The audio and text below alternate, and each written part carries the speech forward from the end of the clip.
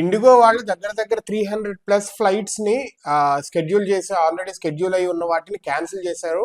Main reason వచ్చేసరికి crew తక్కువ ఉండటం వల్ల, పైలట్స్ లేకపోవటం వల్ల ఈ ప్రాబ్లం అని చెప్పి పైలట్ అసోసియేషన్ వాళ్ళందరూ ఇండిగోనే బ్లేమ్ చేస్తున్నారు. గవర్నమెంట్ కి సంబంధించిన flight duty time line association కి సంబంధించి రూల్స్ చేంజ్ చేశారు 2 years బ్యాక్ 2024 జాన్ లో. సో ఈ రూల్స్ వచ్చినా కానీ వీళ్ళు ఇండిగో వాళ్ళు మాత్రము దానికి తగ్గట్టు వీళ్ళు నడుచుకోలేదు, దానికి తగ్గ ఏర్పాట్లు చేసుకోలేదు, ఎక్కువ మంది పైలట్స్ ని చూసుకోలేదు. At the same time pilot recruitment freezing ని కూడా వీళ్ళు ఆపేశారు అని చెప్పి అందరూ ఇండిగో వాళ్ళనే బ్లేమ్ చేస్తున్నారు. ఈ న్యూ అప్డేటెడ్ రూల్స్ లో ఏమున్నాయంటే ఒక్కొక్క పైలట్ కి దగ్గర దగ్గర 36 to 48 కాన్సిక్యూటివ్ అవర్స్ ఒక వీక్ లో రెస్ట్ ఉండాలి. సో ఒక గివెన్ వీక్ లో ఏ పైలట్ అయినా కానీ ఎక్కువ టైం ఆఫ్ అయి ఉండాలి, తక్కువ టైం ఫ్లై చేయాలి.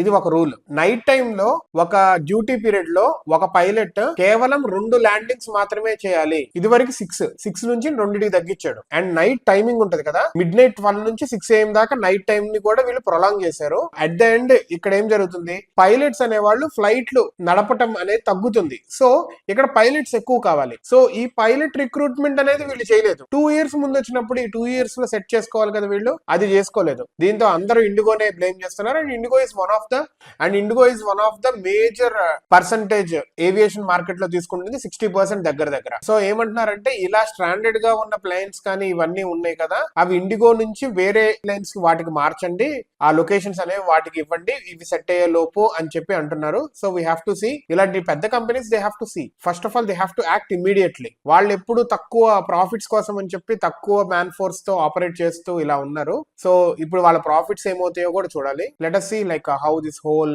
recruitment drive of pilots goes with Indigo.